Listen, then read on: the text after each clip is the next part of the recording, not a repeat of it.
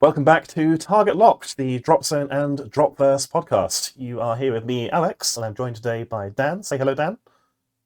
Hello, Dan. Very good. Picking up what I'm putting down. Nice. Loz, nice to see you. Very good.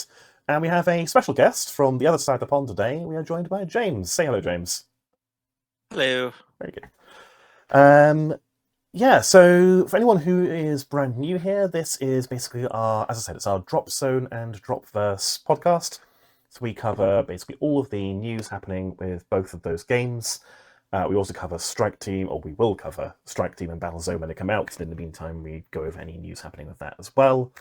We talk about events we've been to, events we're going to, that sort of thing, really. This kind of runs alongside our normal videos where we also do battle reports for these games, among others. Dan, Loz, and myself are regulars on the Bottom of the Barrel Battle Reports YouTube channel, but James, you're not. You're a guest. Tell us a bit about yourself. Who are you? What are you doing here? What's your relation to the Dropverse? So, I'm Canadian. We have a very, very small Dropverse crowd over here. Me and my friend Son's like, spaceship game, let's give it a shot, and we were hooked. And we split off into Dropzone.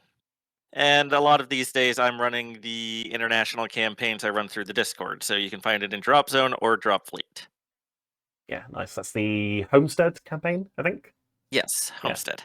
Yeah. Picked up on one little vague piece of lore, and it's like, let's do something with it. Found a single line and went, I can make a full campaign out of this. And I did. Yeah, no, you did. It's been really impressive to follow. We'll ask you to tell us a bit more about that in a bit, because that is really cool to actually see that happening. I need to be more involved. I need to be involved. I'm not currently contributing anything. I'm just kind of watching from the sidelines. But seeing the enthusiasm for it is great. So we'll get to that shortly. Shall we kick off as we normally do with a couple of hobby updates? This is where we basically just go through what we've done recently since the last episode, what we're working on hobby-wise, and so on. Please work. Yes, it does. Okay, good. So I'll go first. This isn't necessarily just Dropverse stuff. This is just whatever we're working on. So these are my most recent projects. These are 3 characters for Kingdom Death Monster, the long-term legacy campaign board game that I'm playing with Loz and a couple of other friends. It's kind of Dark Souls plus Berserk plus Monster Hunter plus Berserk again. But yeah, a nice thing in it is that every single little bit of gear, literally every bit of gear, every sword, every axe, every helmet has an actual plastic bit, and you kind of build your own little action figure with that gear. I have even seen people magnetize literally everything, which I'm not doing, because that's insane. But as a result, I've been able to immortalize some of the characters from our previous campaign here. So we've got Jenny's Archer on the left, we've got Tim's Hammer Bloke on the right, and in the middle, Loz's Full-Time Gatherer. Yep, the best way of playing the game. Yeah, when there's this big horrible monster to fight, Loz goes in with his sickle and his pickaxe to gather the materials, while everyone else is screaming, please help us fight the monster, Loz. In a minute, there's this fast page. Yeah, they've been fun to do, and it's taken an evening each. Before that, I did recently finish this. So this is for Adeptus Titanicus, not Attack on Titan, Loz.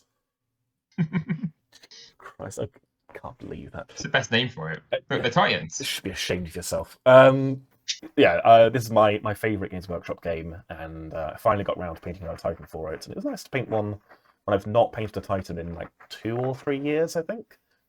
It was nice kind of seeing how I've come along hobby-wise, what I've learned to do differently, and so on. The only downside is he doesn't match the other ones. The blue is completely different. The silver, completely different. It's the same colour scheme, but it's not painted the same way. You just have to repaint all the rest of them then. Yeah, exactly. And then when I'm done with them, I will have improved again and go back to this one. And so on and so forth, the circle of life goes. Exactly. Yeah, it's fun to paint. These are the little Titans. Titanicus is same scale as Dropzone, actually, so it's not that tall. It's not one of the great big 1,000-pound Warhammer Titans, thankfully. Are some of those bits from Battle Bling as well? Yeah, they are. So I probably should actually shout them out because I did provide them. So the the big cannon on his back, the dustbin, as you call it, Dan, the banners, the head, and the nameplate are all third-party printed bits by Battlebling, which make it look a little bit different to the other Warbringer Titans. The banners in particular. Are the banners including the banner itself, or is it just the banner pole you've added a flag? No, it's a 3D printed flag, and then a brass rod banner pole. Those look really, really nice. Yeah. No, I was really quite happy with them. And they're flat, so I could have added detail myself with transfers and so on. There's no sculpted detail at all, but that means they're literally a canvas. You can do what you want with them. Mm. Yeah, that is me. Yeah. Loz, this is taken on my desk because I'm borrowing your models. What's this? They're the finished result from last podcast. We saw work in progress. They're done. Yep. They're the latest reinforcements to the fishy gang, and there were more coming. Never-ending tides of fish are washing in to be destroyed. Yeah. We did have a game with them the other day, so that'll be going up on the channel. I think part 1 isn't up yet, but we're doing our second campaign basically. So HURRAH versus the Fisherman's Guild. Yeah, it was good fun. I think you were running. It was a good game. It was good, really good game actually. Yeah. Really close. You were running the little fish as, I think, proxies for slaves or portable med packs for your big fish. Yeah, yeah, the calamari med packs. Yeah. They both are the same size, and I want to have a fully fishy gang, so they're all somehow an animal. Yeah, that works. The pearlescent effects come out really nicely on them. Good Thank work, you. Loz. I'm very happy how I like on the round one the slow group, which isn't been in a battle yet, but it's very shiny and pearlescent, which is nice. Yeah, it really works. I gotta say, my favorite, Go on, sorry. my favorite one of these ones is the little shrimp dude on the right. Just don't eat me. Please no. It makes it worse that I was eating them. Yeah. I think slaves, the purpose of the slaves in HURRAH gang is basically to go and heal your monsters by being eaten. So these things are just flinging themselves at the big fish, diving into their mouths to heal life points back. Yeah, they want to be eaten. They like it.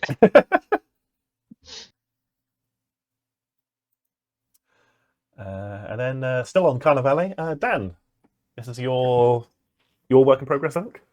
Yeah, absolutely. So kind of a little bit of a work in progress, a little bit of a test piece. I'm starting a new gang for Carnivale, so going Romani, sub-faction of Trigoi. And I really like the way my patricians have come out. So they're obviously really bright and well lit, and actually all the lore of Carnivale is that you're fighting at night under the glowing rent in the sky.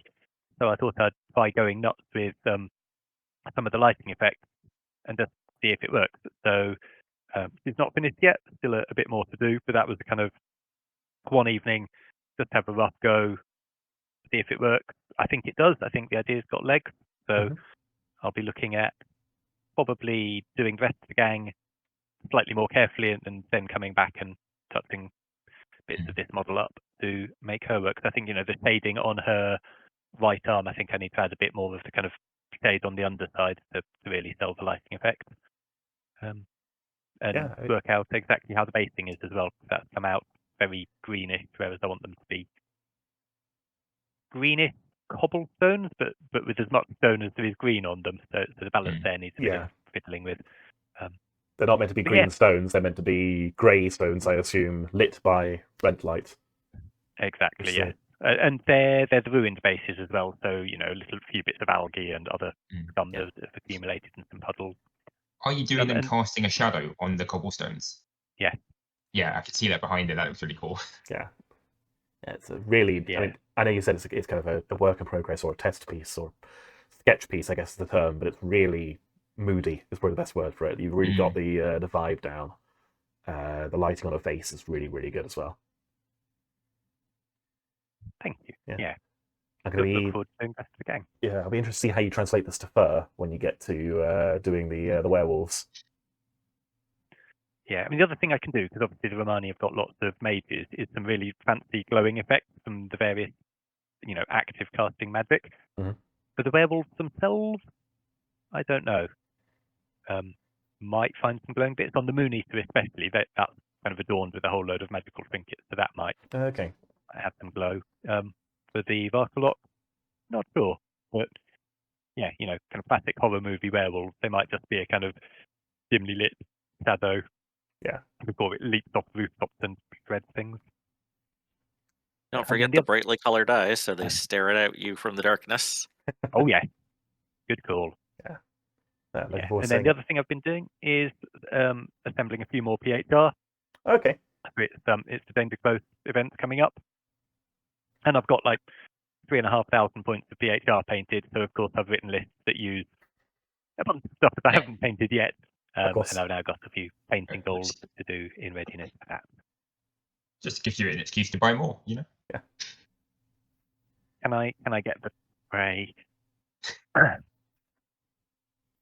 So this is the more. Wow. A That's good a bit lot. more. Most of an army. Looks fit. There's 2 scorpions there. It's very scary. Oh dear. Yeah. So I'm having ideas and putting some more PHR together, but don't need to do all of that for Danger Close, just a few select bits. It'll be interesting to see whether the main topic is going to affect your choices, but we'll get to that shortly. And then, James, what are you working on? I'm working on my biofishers. So I had them lying there. I couldn't really decide on a paint scheme. I eventually decided on I'm going to use a bunch of colors I normally wouldn't. So teal, white, because I hate painting white, purple. These are all colors I don't normally use and stuff. So I wanted to give them a shot. And fun fact, as you can see in the little back there, entirely painted with TT combat paints. Us? Now, sorry, go ahead. I was going to say, are those the coloured metallic paints? Yes. Because I think purple we and the got silver. them, but I think other Dan's currently got hold of them, so I've not got a chance to try them. But yeah, that metallic purple is better than I thought it would be. If that makes sense. It's really nice. I threw on a little bit of the supernova chrome there just to highlight it a bit. Comes out really nice.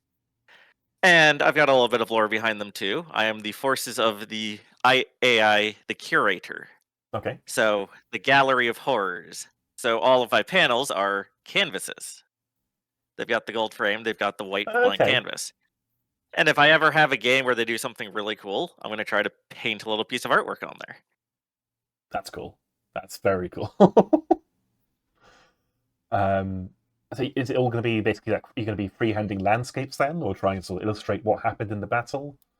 I'm going to see whatever inspires me. Okay. Seems like the most appropriate approach given the Sounds theme. insane. Yes. Yeah. Oh, absolutely. Oh, that'll be fascinating to see, like a year on when your ships are decorated. Yeah, very cool. Take me a couple of weeks to finish through them, and then I got to pick up a battleship to be the mainline piece, at least until we get the dreadnought. We did get to see the Dread at Weapons Free, and it's quite large. I saw a couple of the pictures.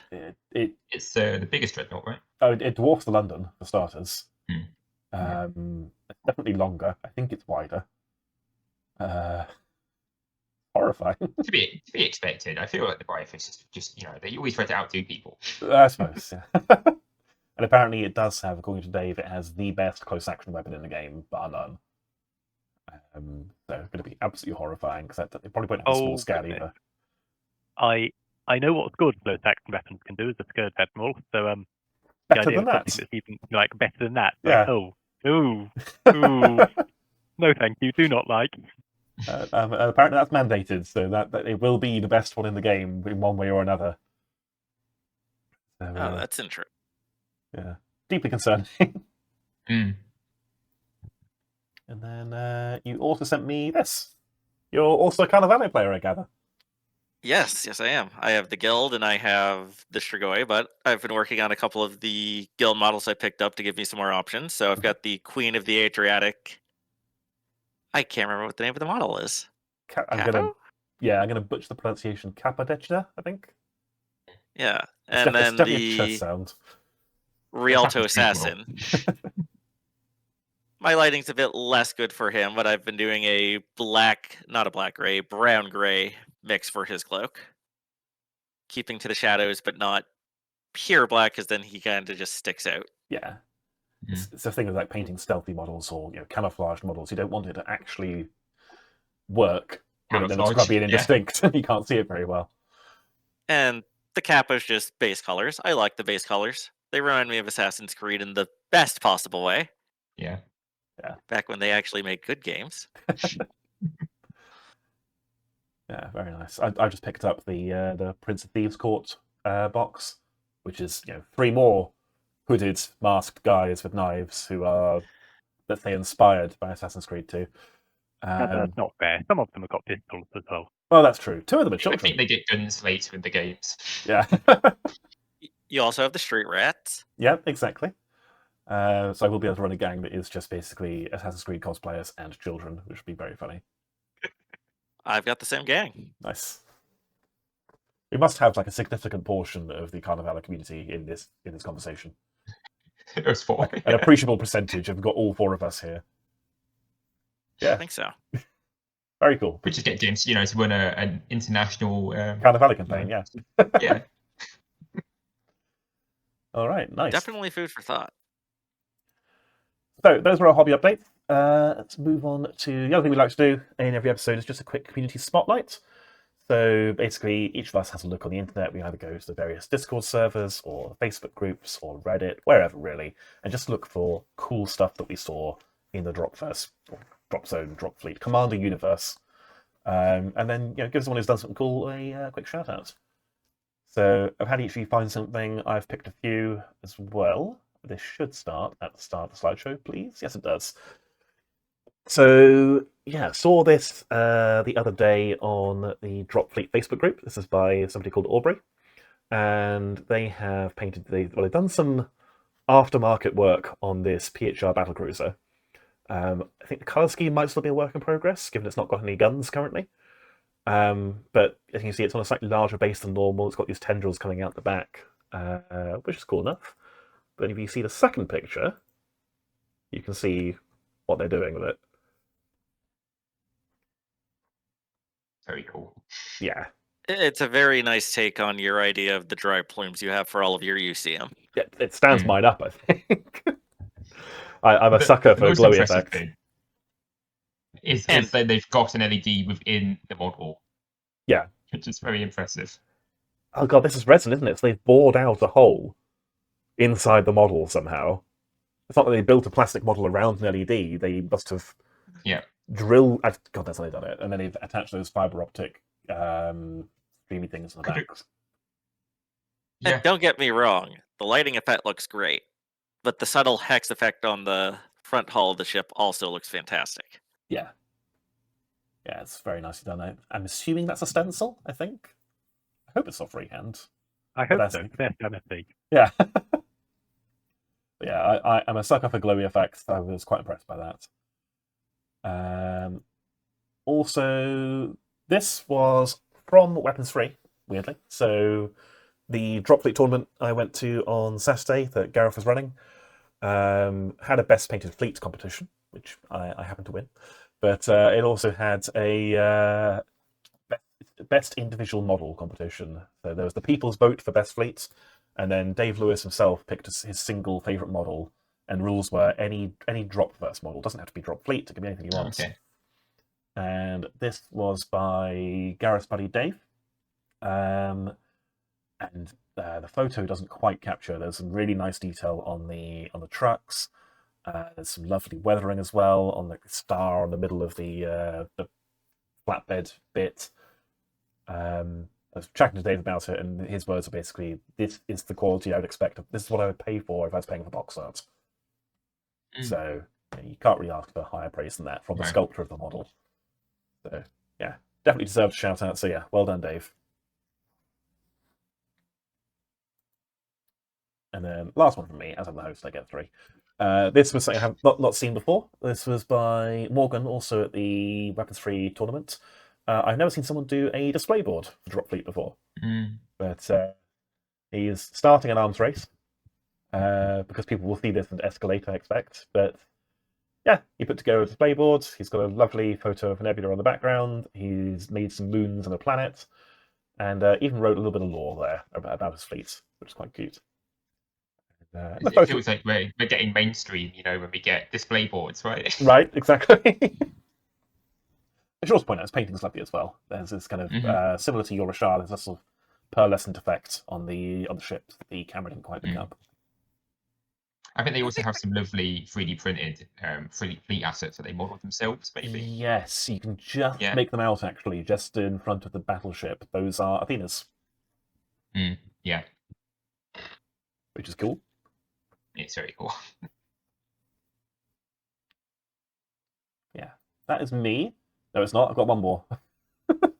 This is just nice. It's always nice to see big fleet. This is taken from Facebook, and this is Philip's solid start on a Scourge fleet. Solid. Yeah, off to a good start. I've got. I can see some missing ships. You can? Can you? There's those stations. Oh, I suppose. Yeah. Yeah. All right. There are no Scourge I think stations. I count 8 battleships, but only the one dreadnought. Only the one dreadnought. So needs a second. Yeah. Needs a third if you're doing the Overlord of Flies. Yeah, obviously we're taking a piss a little bit. Lovely work, Philip. That is an incredible achievement. You will, of course, need to add the battle cruisers when they come out. At time of recording, I think you probably called that complete. That is quite impressive. So it's very pretty fleet. Yeah. Also, the colour scheme is lovely and it's well painted. Yes. And a coherent single fleet as well. I mean, keeping that consistency of painting over that bigger project is an effort in itself. Yeah, exactly. Yeah, lovely work. I think this is from you, Loz. What's going on here? The Odyssey of Chris's dragon. We saw the finished dragon. Now we're getting to see its display stand. Yeah, he's done this really cool thing where he's got his dragon and wrapped it around a tower. Yeah, it's a really unique, cool idea. It reminds me of one of the features from the New York sectors for Drop Fleet. Yeah, I can see that. Yeah, I think it's inspired by the artwork that inspired mine. Like the which is I want to say the Empire State Building, but one of them. Yeah. And of course, the dragon there is just absolutely gorgeous. Did you see the video And of I it believe last time, fluorescent. James, where it's fully articulated? I'll show you the video later, but yeah, the whole thing is posable. So he's basically removed all the joints and replaced them with Lego joints or Gundam joints. And so he can pose it at every single point of articulation. It's absolutely absurd. And now as far as I can tell, he has designed and printed and painted and weathered his own tower. And I think the LEDs he's installed in it are also fluorescent, or are also UV lights. So they will make the dragon and the rest of his army visibly glow when he puts it on display. Yeah, but we turn the lights out and we just have the tower glowing over the army. Yeah. It's so cool. It's so extra. It's absolutely absurd. Loz, you should design this. Very good job. Yeah, I should finish mine. Stop distracting me with a carnival. What's this game? Sorry. You need to add a whole load of damaged bits and sections to your tower, Loz. Yeah. Look, it's in the works. I have Black Hawks to get crashed into it and stuff, but one day it'll get there. Yeah. Yeah. Obviously, fantastic work, Chris. I cannot wait to see the final version. Going back to Drop Fleet, Dan, you saw this and said, "That's mine. That's my pick." I did, and then realised that actually 2 or 3 other people had also picked that. I can see why. It's just one of those things where I looked at it as like that is really cool. I mean, that is just fantastic object source lighting, really nice sort of moody, dark sci-fi vibe to the ships themselves, giving a sort of balance between actually being visible enough to see on a tabletop and having the effect noticeable, whilst also looking that kind of subtle, stealthy vibe that you'd expect from Scourge. Really lovely work. And it's not just one tip. They've done a whole bunch. All of it's amazing. Yeah, they've done an entire fleet like it. These photos don't quite show it either, but I think the black sections are a really dark purple color shift. So, well, you can see some of the shading with the little bits of blue. Yeah, Yeah, It's very nice. it looks evil. I don't know how else to put it other than it actually I was gonna looks say evil. It's the first time I've looked at a model and thought that looks angry. Yeah. You know, like it has an emotion tied to it, which is it's quite impressive. It's got that sort of deep sea bioluminescence thing where you've upset it, you've made it angry, and so it just glows. Yeah, and you went away. And you flee, yes, immediately. Yeah. Yeah. Really nice work, Lucas or Lukash. I'm not going to butcher your name further. Obviously fantastic. And yeah, as Dan said, the guy has done a whole fleet of it. So very, very impressive. All right. And then, James, moving on to your pick. So this was your choice by Robin. Very recent one. What's this? Yes, I believe I saw this in the Fleet Discord. It may have been the Agent Discord. Okay. But it's just one of the new Resistance Grand Battleships, and it looks fantastic. Yeah, this is the And of course, the you've got Yamamoto, isn't it? I think. yes, it's the gun one, not the launch one. From the looks of it, I could be absolutely wrong though. Good color scheme, good fixture.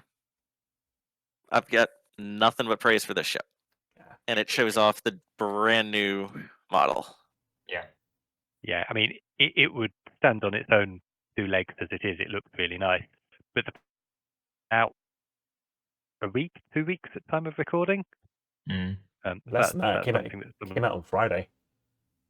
So... Okay, so it's a very quick paint job. Yeah. Yeah. Yeah, very, very rapid turnaround. Yeah, lovely clean paint job. Red and grey is objectively the best colour scheme for spaceships. I'm sure we can all agree. Yep. Yeah, nice work. The model is obviously awesome. Have you seen it in the flesh yet, James? I have not. It has presence, is the best way of putting it. It dwarfs most other battleships, and in terms of sheer math, it's similar to a dreadnought, I would say. I think you posted a comparison with one of these 2-year London, and the London was a bit longer, but this is just so much wider. Yeah, it's intimidating. You know, Grand is the operative word here. Yeah, very nice work, Robin. Very quick as well, as you said. That is a very, very rapid turnaround. Right. That is our community spotlight. If you want your own stuff spotlighted, as I said before, each episode we do tend to trawl the various social media sources looking for cool pictures. But if you want to send it to us directly, you can of course do so. We'd love to see it. You can email it to us at bottomofthebarrelbatreps@gmail.com, or just tag us somewhere. Tag us on Facebook, tag me or Dan or Loz, and we'll pick it up and make a point to show it off, because it is really nice to see what people are working on besides our sort of immediate community. So, moving on, we've got a few news pieces to go through. I'm going to try and get them quite quickly, and then we'll get on to the main topic, which is, of course, the Dropzone Balance Pass. But first of all, just going to briefly stroke my own ego. A couple of days ago, I was approached by a chap called Daniel from Nexus Wargaming, and he said that he has recently got back into Dropzone after a really long hiatus and discovered that we cover it, and nobody else does. So by default, I suppose, I was somebody he wanted to talk to, because alongside his other content, he interviews people in the wargaming community and just gets, basically just talks about how you got into it, tells about the niche part of wargaming you do. So yeah, he had me on his podcast for, I think it's about an hour-long episode where, we just basically talked about Dropzone, Drop Fleet, how I got into each of them, where we think it's going, hopes and dreams for 3rd edition. Yeah, a lot of fun. Obviously, I'm incredibly full of myself to have been sought out for an interview, so that was nice. That's the main reason I'm talking about it. But yeah, if you want to listen to it, there'll be a link in the description. They are a similar sized channel to us. They could obviously really use things like all the YouTube stuff, like liking, commenting, subscribing, just so he can get his content in front of more people. Yeah, we did talk as well that once Dropzone 3rd edition comes out, he would love to have me or us, maybe not just me, on for another episode to talk about the actual release and what our thoughts are. So as that, The other bit of news for me, as I said, I went to Weapons Free Reconquest. That was Gareth's tournament on time of recording the Saturday just gone. Really big drop fleet event, 24 players in total, I think. Which I also believe is therefore the largest drop fleet event this year worldwide. Yeah. By far. Yeah, very least the largest I've heard of. And yeah, it was great. We had people from all over the country coming down for it. Dave Lewis himself was there to show off all battle cruisers and the Dreadnought and the weird ship that he can't talk about. He was annoyingly very, very disciplined and just said no comment. Sorry? Nothing about Fauna. It's fine. It's not a Fauna ship. Sorry, he did confirm. No, he confirmed it is not a Fauna ship. Hopes and dreams dashed. Yeah. Only if he was telling the truth. Well, I suppose he could have been pulling the wool over our eyes. He did say it is tangentially related to the Scourge, but wouldn't say more than that. It could mean a lot of things, you know. I mean, pretty much everything in the Dropverse background is tangentially related to the Scourge. Yeah, exactly. So it doesn't really explain much. But yeah, it was a good time. All the missions were homemade weird missions, or some were adapted from Battle for Earth. So there were asymmetrical missions. I think there was one where there was a moon that I think was like 18 inches diameter in the very middle of the board, so you just played around the moon. Very weird. Not normal drop fleet at all, but yeah, really, really enjoyable. I managed to play PHR, PHR, and PHR. You would have thought by round 3 I'd be quite good at it, but round 3 I suffered the most devastating drop fleet defeat I have had to date. And finished thoroughly in the middle of the table. You had 2 very good games at the beginning, though. Well, good, yes and no. They were good for me, but UCM players, I would like to formally apologise because I played London in front of Dave, and it did rather well. Catastrophically well, in fact. I tabled both my opponents, and Dave was overheard saying, "I'm going to, quote-unquote, nerf London into the floor." So I'm sorry. Oh no. Yeah, it is my fault. I accept full responsibility. If required, I will sell the UCM army and I don't know, take up Shaltari or something as penance. Don't hold me to that. I'm not doing that, obviously. Well, if they make the Washington go back to its original 15 launch, it's all good. 15 may be a stretch, but they did also say it should have more launch than that. So, yeah. It might be ups and downs, or I'll try to convince him that my third game should also be taken into account, and PHR should be nerfed as well. Anyway, yeah, really good event. Obviously, Gareth did fantastically running it. It was great to see people from all over coming down for a tournament, and between him and me, we will be doing more of them soon. Sorry, 15 launch. I just had to grab Battle First and check. Yes, it was. You're absolutely right. Don't go back to that. No. 15 launch is not a good number of launch for one ship. Well, you'd have to add heavy bombers, so just give it a dozen of those too. Sure, yeah, that's fine. And don't make it an alt. It gets both. It launches both, and fighters as well. Horrible. Yeah, that's a good time. And then the last thing, it's kind of news. James, what's this? You sent me these pictures. What do they mean? This is pictures from the end of our first phase for the Homestead campaign. To those of you tuning in, this is a narrative campaign I'm running using Discord as the primary means of distribution, but you don't have to be in the Discord, you just need a copy of the rules. And it's simple. Play the game in any which way you want. I wrote up scenarios. You can use those. You can use ones from the book. You can make up your own. Doesn't matter how you do it, so long as you and your opponent both agree you're playing a nice, fun game. Okay. Submit the results. You'll have to do a little bit of math, but all of that is quickly summarized right there. And as the campaign goes on, each faction is trying to accomplish different things. So, using the photo you sent here, UCM's trying to take over the colony. It went dark. There was a jump node lit up. Everyone jumped in. I don't know, look, Shaltari anchors. Everyone's now stuck here and having to fight each other to the death. And the Scourge were already here. I took a little blurb from the Battle for Earth book and it's like, okay, this is what the campaign's going to be. So the UCM's busy just trying to gain the land. They're doing a nice, simple play game. Mm-hmm. The Scourge, they're building another Tartarus. So they're trying to get that operational and just harvest everyone. Right. The PHR and the Biofishers are kind of busy waging their own silent war in the background, just gaining conflict in covert points against each other, and haven't exactly revealed what that's leading up to yet. Okay. The Resistance are Answer. trying. Sorry, go Guys, ahead. Yeah, you go. I talked to. There's a slight delay, so you talk. I will shut up. The Resistance are fractured, so they're on every map, but they're not united in that, and they can ally with the UCM or the PHR and try to survive, and also just gather what resources. And the Shaltari are just winning by making sure no one else does, which I feel like is the epitome of what the Shaltari do. Mhm. So the photos here is where we ended up after the end of phase 1. The numbers on here being drop points, just a representation of how big the forces are around each area. So the Shaltari claimed a moon, bunch of the defense grids, which I just pulled from TT, were claimed by the various factions, and the Bios and Resistance were fighting each other for the other moon.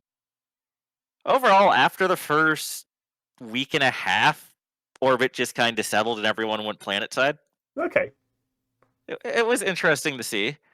On the planet side, it was a lot deadlier. A lot of things changed hands outside of the province Lene there, which you'll see a teeny tiny number, and that's because it's 3 digits and not 2.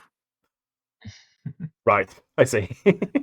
It was taken very early and in such force that there's not really a point for anyone else trying. Yeah, 'cause I think And we're just starting our second phase.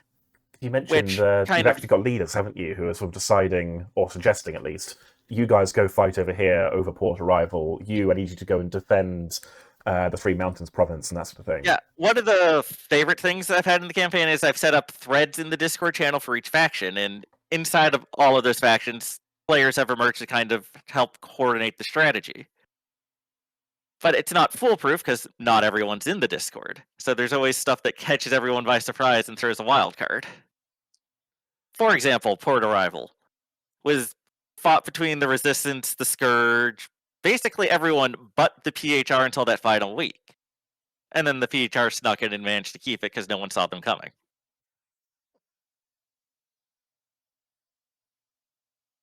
Yeah, very Yeah, cool. How many games have you had tracked so far? That is a Yeah, good question. Let a me pull up guesstimate, my maybe. phone quick. I don't have to guess. I just have to open my progress report and go check the latest numbers. It's been looking very active, which is it's really cool to see so many Drop Zone, Drop Fleet games happening and Yeah. It getting is ported and a stuff. campaign for both systems. Yeah. Dropzone, we have had 34 games played from the beginning of August. Okay. Drop Fleet, we've had just a teeny bit more. And by that, I mean 104. Okay. All right. Fair. Very nice. I mean, that's kind of expected, I guess. Drop Lead is the Yeah. more popular and more recent game for now. For now. Because I know Loz will want to know if. So you said you can basically have any drop zone, any drop fleet game, etc. count toward the campaign. If Loz and I have a game and I play UCM and I let Loz play the homebrew Fauna faction he's found and he wins, what does that mean? I would just say at the beginning of the game, tell Loz to pick a faction this Fauna's representing. Oh, Okay, fine. Sensible answer. I suppose. Fauna's capturing a city. Now, in the topic of Fauna, there is a heavy emphasis on it during this campaign. So during the games, you get Fauna in there. Half the factions are trying to kill them to harvest them for resources. Half of them are trying to not do that. Okay. There you go. And then there's bonuses at the end of the next phase, which is really about a month. That'll come into effect depending if more Fauna groups have survived games or been killed in them. Okay. And that's split between the UCM, the PHR, and the Shaltari, while the Resistance, Scourge, and Bios are trying to get some tasty snacks. I see. So have you got like an end date for the campaign or a finale planned? Yes, that would be November 9th. We delayed it a week to help accommodate the Drop Fleet Balance patch, kind of upsetting everyone's understanding of the game, so that everyone had to adjust. Sure. I'm sure there's another word for it, but upset feels correct. Yeah, fair enough. At least if you listen to the Discord. It shook things up. And Let's go with that. at the end of the campaign, there's different objective everyone's trying to achieve. So I call them campaign points. You get a couple at the end of every phase, and then if the faunas are saved or harvested, and mystery points, which just reveal a bit of, in my mind, what happened here that they cut off their systems to begin with. Right. And if you get so many campaign points, you'll get a big win or a small loss or a big loss. And at the very end, after everything's done and tallied, I write up the big end finale report. There's also going to be a raffle. You get in one game during the campaign, you're in a raffle for a £50 gift card for TT Combat. Oh, that's cool. Nice. Yeah. If you play a total of 13 games over the campaign, so the equivalent of one a week, you get a second entry to that raffle. Right. And if your faction wins, you get a third. That's a cool way of doing it. So you've got an incentive to play, Yeah. an incentive to win, but you're in it either way. And if you feel lukewarm about it, you can just go, hey, it's a chance to win something. Yeah, exactly. Yeah. I think I saw as well you've been doing, is it Channel 3 News? The Yes. regular in-character write-ups for how the war effort's going?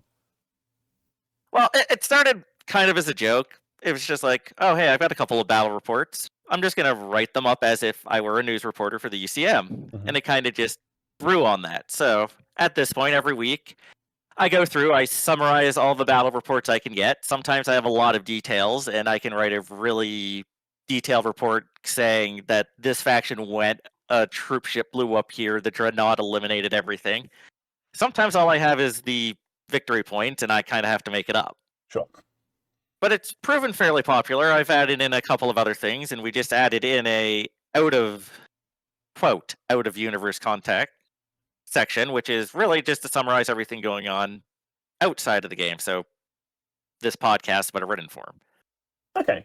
And really, so far, it's only been a free YouTube advertisement for you and weapons free. Thank you.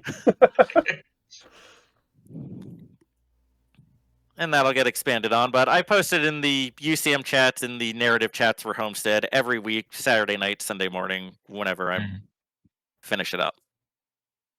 Yeah. It's cool to see like a kind of like fan fiction, I guess, like of Dropzone. It's really fun. It is. Yeah. It's a mixture of written battle reports and fan fiction. Yeah. 100%. But it's fun to write. People have fun reading it. They get really into it. Yeah. It reminds me of, Loz has done this a bit as well, of when I used to do LARPing, and you have people who are, again, that kind of pseudo-in-character strategy talking of, we need to make sure we retake, I don't know, 3 Mountains province. If we don't, we're going to lose this front, and so on. And it's it's the mixing of game mechanics and role-playing, and it's very fun to see.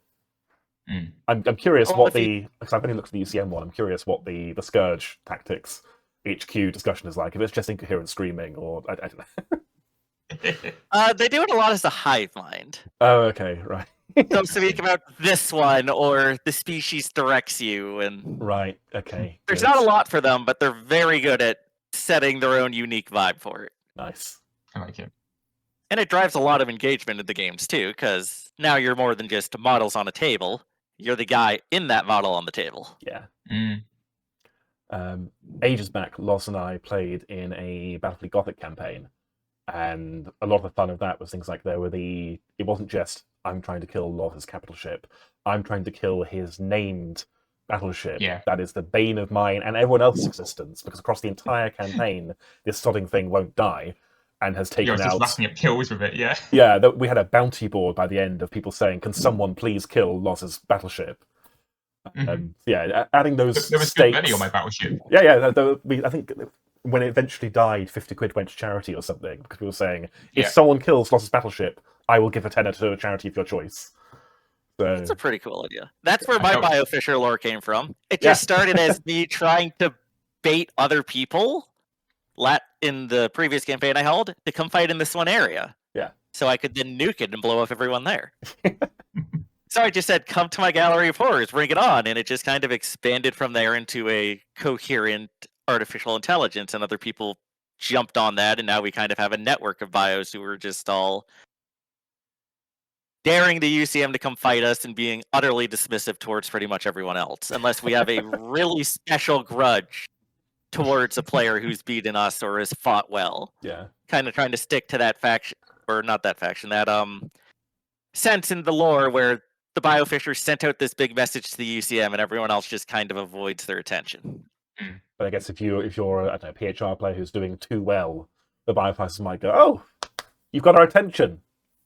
Let's fight." Right. Exactly. Awesome.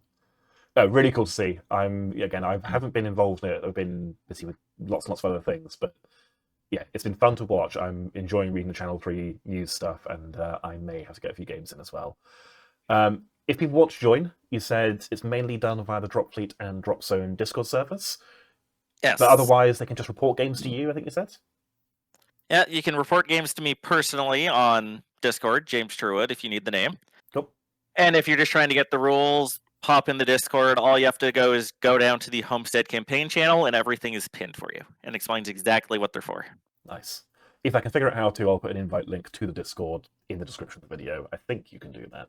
But either way, they're pretty easy to find. I can get you the invites later. Cool, thank you. Right. So that is our news section. That is our preamble over. We are now on to the main topic. So, quite recently, obviously, Dropfleet had its big balance pass, which shook up the meta significantly. Dropzone is in a weird position because we know that 3rd edition is coming at some point soon.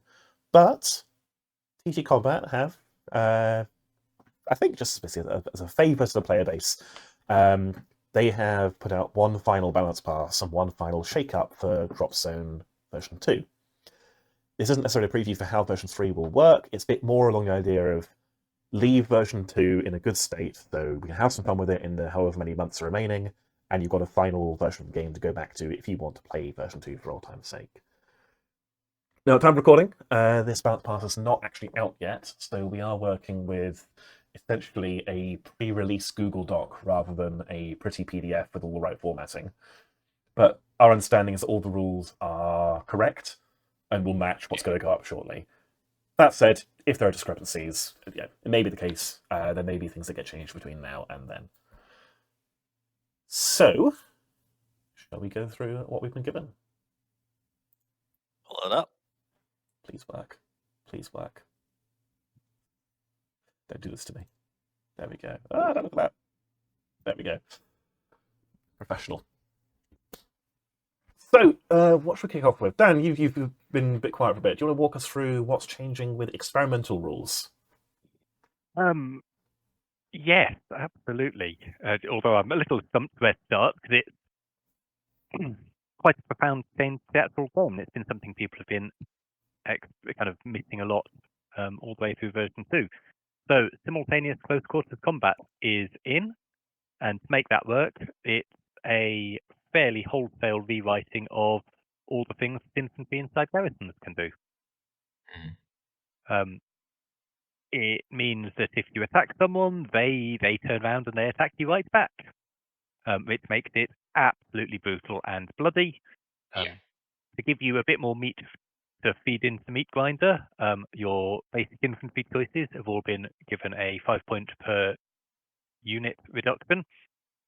And it means that you now can't do CQ weapons as a shooting action. There's instead a separate close quarter battle action.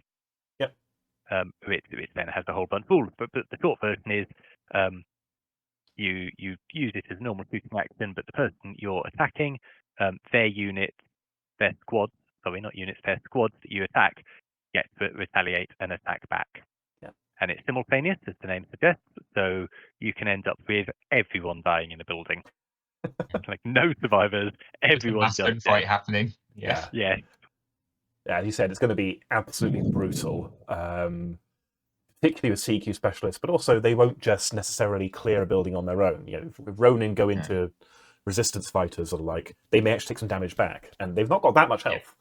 So no, the cool thing about it is it allows Legionnaires and all of them to hunch back a bit. You know, you're going to be losing a Brave or two or Firstborn. Yeah. Your Firstborn also might actually get a chance to get a shot off before they die. Good point. Yeah, without rapid insertion. Yeah, if it goes the other way. If you've got good tanky CQB specialists in the building, and I try and dig you out, well, I'm going to get shot back. So we should say, actually, these are experimental rules. For people who may not know, these are basically optional rules. I mean, as the name implies, they are experimental. They haven't been tested much. They're not necessarily going to be that balanced. But maybe you might discover that I don't know, PHR, just stupidly good at it, or something. But they are basically rules to play around with. We do know that version 3 will also have simultaneous CQB, but it will work slightly differently. Yeah, I think this is very much a product of taking an existing rule set and trying to change it to add in simultaneous CQB, whereas version 3, they're designing the rule set from the ground up. Yeah. They can just write it in with that in mind in the first place. Exactly, yeah. But yeah, so these CQB changes and also the points changes are both part of the experimental rules pack. So Legionnaires, etc., are 5 points cheaper if you're playing experimental rules. Otherwise, their points are unchanged. Yeah. Yeah. Do you want to talk about Defender's Advantage next? How's that changed again? It's quite wordy, so I need someone to walk me through this. It is. If you go into a building, you can't attack that turn. You cannot make a CQB action if you enter the building that has enemy troops inside it in that activation. Obviously, if there aren't enemy troops inside it and you enter it, you still can't make a CQB action because there's no one to hit. But if you start in the building and then some enemy enter and join you in that building, you can then attack them, which lets you fight and then they fight back. If your squad is at the wall when the enemy come into the building, then your squad can attack the enemy and they don't get to retaliate. So I really like that. I think that's a nice way of giving a small incentive for units to go to the wall, and it's quite a fluffy way of representing gunning them down in the street outside as they try to run up the building that you're in, and then they can actually get into the building itself. Yeah, nice. I get the timing is a little bit weird, I suppose, because it'll be that the defenders, when they attack later in the round, they attack unopposed. But as you said, it's to simulate that you've gone into an entrenched position where the enemy are literally at the walls waiting for you to walk into their sight and then open fire when you do so. Yeah. As with so much of this, I think there's a lot of things in here that people are going to have to play around with and get a feel for, because I think if you throw your infantry into a building and then the enemy throw their infantry in, no one gets to fight that turn, and then actually who gets to fight the next turn doesn't matter, because whoever fights first, everyone gets to fight. Yeah. So it changes a lot of the arithmetic around how you do activation order, around which order you want to do things in. If you've got a squad who are at the windows, they could either activate early and try and use reduce to AA down the troop tip that's hovering outside, or they could wait, and then if they activate later, then they get to use the defender's advantage to fight without retaliation. Sure, yeah. But you've got to get the sequencing right to get the most benefit from it. So I think there's a lot of things in there to play with, and I think that's going to be really good fun. Yeah, definitely. Agreed. The other side of that coin, will come back to Destructible in a moment. The other side of that coin to Defense Advantage is, of course, Rapid Insertion. Anyone want to explain? Simultaneous is not simultaneous. Exactly, yeah. If I send in my Spec Ops and they fast rope into the building, and your guys are set up ready to defend, well, you're ready to defend the doors, and I came in through the windows. So if you enter via Rapid Insertion, it is, as Dan said, it's not simultaneous. The squad that are rapid inserting get to attack first, then remove any casualties, then the surviving defenders can return fire. As I said there, if the defending unit is removed from play, it does not get to retaliate. So if there's Spec Ops breach and clear and no one survives, then it's a clean breach. Similar to how it currently works. There's still a bit of counter there, which is quite nice to see. Yeah. You know, if you do survive, you get to shoot somebody. Yeah, exactly. If I don't clear all of your firstborn duelists, well, they now attack me on my turn. Yeah. And it is in addition to old rapid insertion rules, so you're still re-rolling successful hits when you breach. Risky if they can fight back, but it's still a very good rule, obviously. Yeah. Go on. I want to cover a squad of eviscerators in a building and just dare someone to come and try and take it off them. Right, yeah. What did we do? We killed one of them, and the others are just angrier than they were when we started. Yeah, I think those simultaneous CQB mechanics, they look really fun. I'm really looking forward to getting some games in with them and seeing how they play. But they look thematic. And as you said, Dan, they're going to shake up the sequencing, shake up how you plan your turns, and so on. And then... Yeah, there's nothing that we've seen so far that says you could do all experimental or none. But honestly, I think the change to destructible should go alongside the CQB change. Yes, so I how think- has Destructible changed? So only units with devastator scenery can now inflict collateral damage.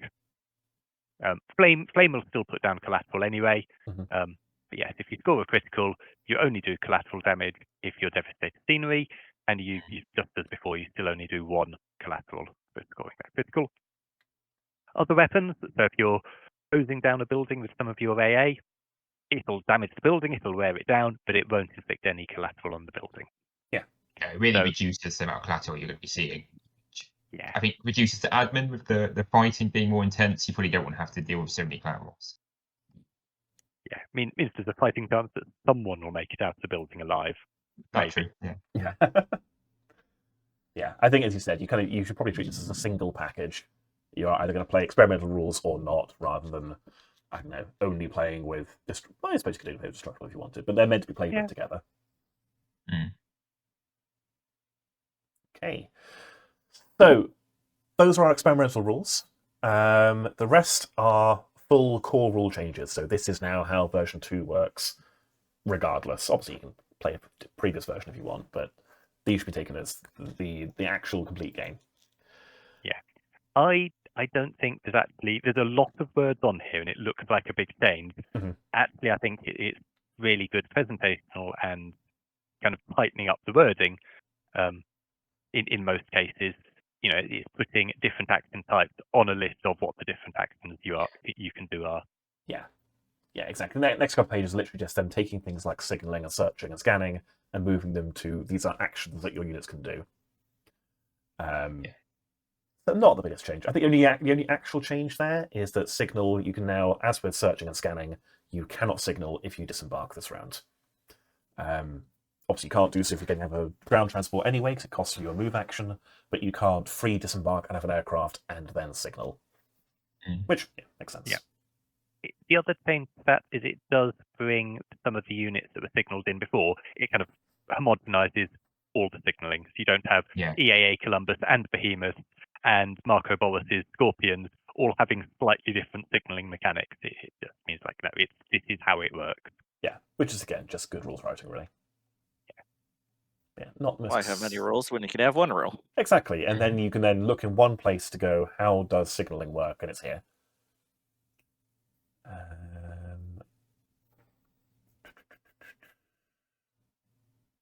Focal points. This is, again, more or less just tidying up. We've had missions for a long time that have had focal points by another name. They are now codified as to what a focal point is. So it is a spot on the battlefield or in a garrison. And aircraft are ignored for controlling them. How does it work again? Actually, they'll have a range in inches. So it'll be like a focal point with a range of 6, for example. You control it if only you have units in range. If you both have units in range, it is contested. So nice, straightforward, and that is used in a bunch of the new missions that are being added. And I think they are also backdating a bunch of older missions to basically take what were previously the same thing, but again, codifying it, making it consistent, which is nice. I think there were some of the older missions which was count the number of points within a radius, which was just horrific arithmetic. Yeah. Like that stopped the game being fun and turned it into we're going to spend 5 minutes adding things up now. But if you go there, then you're going to have 20 points more. But if I go here, I'll have 5 points more than you. But if I go, no, don't want that. Focal points, much better idea. Yeah, much cleaner. Yeah. Got a couple of new special rules. Call in is pretty straightforward. It's, again, just basically taking things that previously had their own bespoke rule, and it's now basically saying you have the option of bringing this in essentially via deep strike or via a signal action.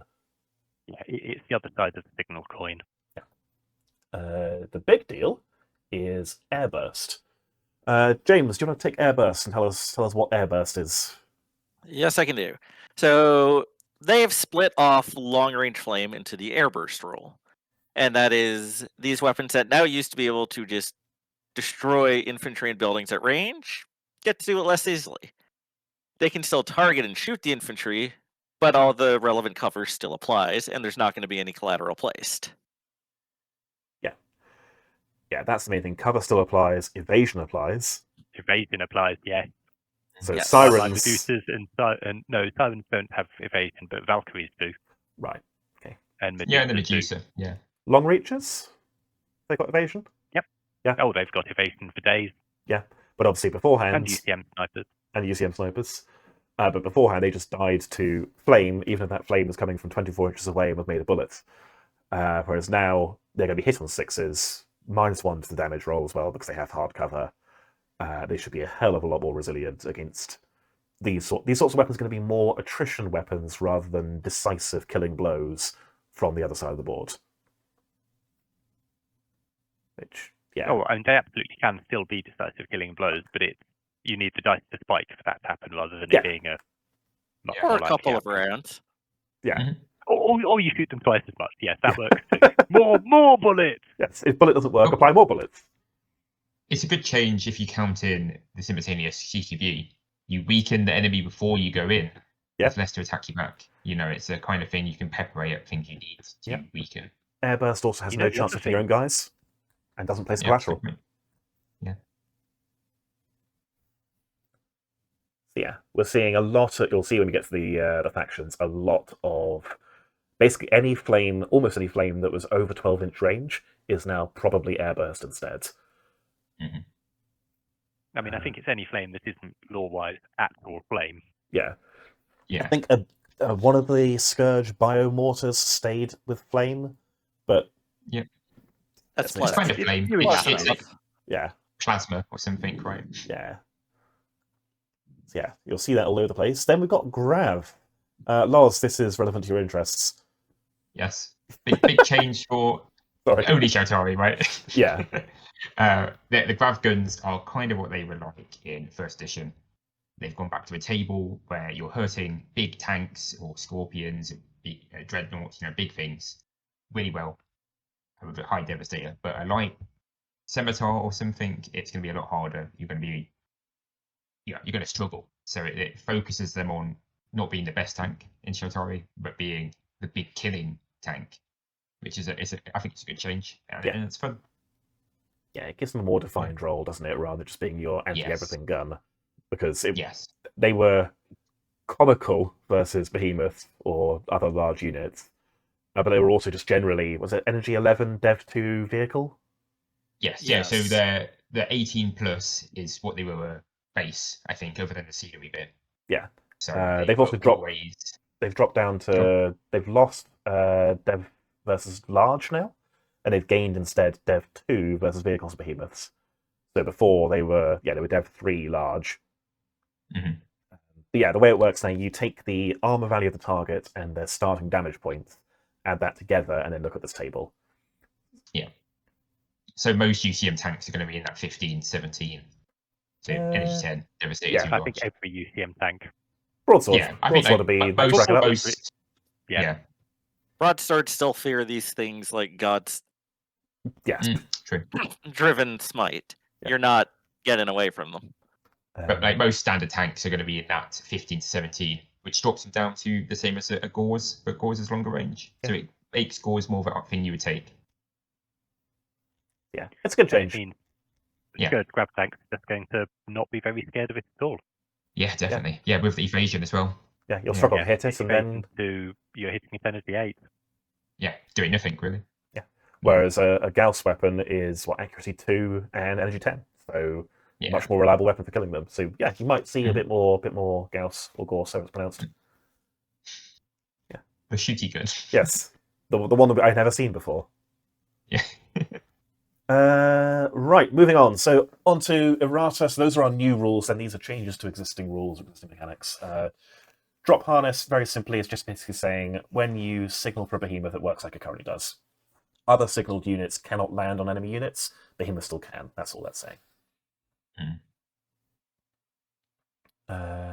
One of the missions, Survey and Control, has been essentially clarified because since it came out, I think people haven't been quite sure how it works. This is the one where you roll a dice for every garrison you enter, and it maybe gives you victory points, maybe turns into objectives, and so on. Now it's nice and clear how it works. You remove the objective from the garrison, and then roll on the table, and you either get, I think it's either an explosion, a victory point, or it turns into a focal point. but that garrison's now important for both players, which is nice. The next big change that I think is going to really shake things up. Who would like to explain how fast aircraft work now? I'll take that one. Go on then. How do fast aircraft work now? Well, you're not going to see as many of them in one activation anymore. When you're activating the battle group, you can only activate one non-auxiliary battle group. One with the non-auxiliary fast rule. group, yeah. Yes, so you're only getting one fast group per battle group now. So instead of those 8 Corsairs, there's 4 War Spears, there's 4 Tactical Bombers all coming down on you right away. They're going to have to spread that out, and that gives you time to actually react against it. Yeah. The Flying Circus ticket prices just went up. Yeah. There is another part to that change, though. Which Because is... it always used to be a risk. If you were leaving your fast activations to come in with your last battle group, and the enemy can take out that battle group, then you can't activate any of your auxiliary units. Okay. Whereas now, you can activate all of your fast units and all of your auxiliary units as one final activation as a pseudo battle group at the end. That's a good point. I don't think I've ever had that come up, but that is a good point. That's quite a clever tactic for, I guess, denying Flying Circus lists, which won't work anymore. So yeah, now you can have what's left all activated at the end. I think that's fine still. I think that because that's the end of the round when everything else is gone, AA has maybe got into position, etc. Or it's a tactic for the aircraft player to clear the AA first and then bring in the aircraft afterwards. Yeah, so it's a bit of both, I think. Yeah, it helps to reduce turn 2. You've lost your commander that was flying, the sweep of fast moving in. But you could delay them all until the end of the turn, and that still give you that big alpha strike for a bit more of a delay. What you can't do is then a last first activation, have them all fly off again at the first activation of turn 3. True. You could get one of them off. Flown them all in, and then one of them can fly off, and the rest of them are sitting there carrying the can. Yeah, while the enemy's AA then on their activation knock them out of the sky potentially. A lot more risk. Yeah. I really like this change. I think this is going to be very healthy for the game. I think there are a couple of oppressive builds people didn't care for. UCM Flying Circus was one. We never really saw it in our local meta, but I have heard the horror stories from traumatized people playing against the Scourge Flying Circus of, as we said, 8 Corsairs all going at the same time. My opinions on War Spears are well known. Well documented by this point. None of those are unviable now, but they aren't quite as oppressive as you said. It's not. You can't do it all at the same time, so it's more interactive for both players. Yeah, I'm very happy with that. I think it's going to be very good for the game. Okay. FAQs. I had a quick flick through these, but I don't remember there being anything really to talk about here. They're fairly self-explanatory. Have a look at yourself if you should have a look at yourself, but there's nothing major there. Should we go into factions? Yeah. Okay. I think it's worth saying that the stated aim of this balance pass was to pick the very top and the very bottom, wasn't it? They were leaving, if it's in that broad middle segment, they're just going to leave it be. They're not going to try and fine-tune all the minutiae of everything. Exactly that. Just the biggest outliers. Yeah. I will say, following on from that, there are probably more nerfs than buffs across all the factions as a whole. But I think, as you said, that's mostly just taking some of the more oppressive or more unpleasant to play against units and just clipping their wings a little bit. So it's not all negative, but yeah, bear that in mind, I guess, when looking through what the changes are. With that said, as you said, they've also looked at a few really underperforming units that people have been saying for years, this is really a bit rubbish, and made them a bit better. Kicking off with that, the Wolf, and by proxy, Terence Agu, however his name is pronounced. The Wolf LAV has picked up a special rule we're going to see in a few places called Retinue, where when it's within 3 inches of a Jackal LAV squad, it counts as being part of that squad when being shot at. This is basically when you shoot at a commander, if there's another eligible target in the same squad, the defending player can say, no, shoot that instead. So, while the Wolf is near its Jackals, if you can see the Jackal as well, I can say, put your shots into the Jackal instead, while it's alive. The LEV, an actual strong use as a commander now. Yeah. I mean, they're 50 points each, and they're armor 12. They wouldn't last that long. I really like the change. I wish it had gone further. I wish it hadn't just singled out the Jackal. I think there's there's at least one other vehicle on the same hull. possibly Dingo. two. Yeah. I Yeah. could get why it wouldn't be the Dingo, though. The Dingo's too busy trying to repair your buildings or burying your enemy's infantry in cement. They're probably not near your commander. And I mean that's the problem that you as a commander would then have to solve. If you want your dingoes bodyguarding your wolf, you need to send them off elsewhere. And honestly, I think this could have included polecats as well without being problematic. I think you don't see enough polecats. A little bit of buff to them and wolf at the same time would have been nice. But the wolf has always needed a little something extra, and this is a little something. Yeah, I can't complain. I will now be considering running a wolf, whereas before I never was. Or moreover, I might consider putting an actual commander in it. I'll run a wolf if I want level 1 commander. Tankier, Yeah. and it's cheap. Yeah, It's the cheapest commander. It's cheapest commander by far, and then jackals are 50 points each. So Yeah. there are worse ways to spend points. I can run a thematic buggy list without feeling like it's suicide. Mhm. Terrence got an adjustment there as well. Now he has keeping track ability where you generate rerolls. You can only spend his rerolls on to hit rolls. No longer can you say, "Oh, I'll reroll the initiative. I'll reroll the search roll," which is fair.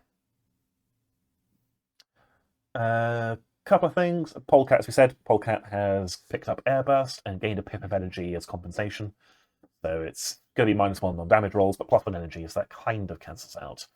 But also it's going to struggle. It's going to be hitting on 5s, basically, if it's hosing down infantry in a building. So again, it's an attrition weapon, not a killing blow.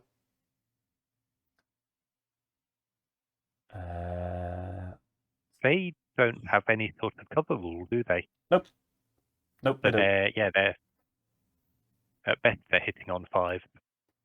Oh, it's a machine gun shooting a building, you know? So Yeah. makes sense. I mean, if I'm considering running either them or aggressor polecats, I might run these guys. And their role is, I guess, solely to bully armor 7 infantry. Like they're going to bounce hard at innovation.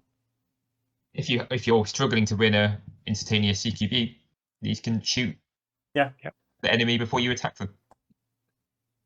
And they're cheap. And they're cheap. They're They scouts as well, right? are maybe okay. No, they're not okay, demo. Okay. No, they're standard. Well, okay, they're very cheap standard. Yeah, exactly. You can pay your standard tax with 50 points of polecats. Yep. Yeah. 65 if you want to give them a transport. What else we got? Spec Ops, this is basically a reversion back to before the previous Balance Pass. They've gone back down to 40 points. Grenades gone back down to Energy 5. They were a little bit strong at Energy 6. I think most people probably agree with that. I know some don't, but I think most of us would say that E6 was a bit strong. They kept their E3 SMGs though, so they do actually still have a use. Yes, killing dogs. Yeah, well, Energy 2 was only good at killing dogs. Energy 3 works into actual body armor sometimes. Go right now.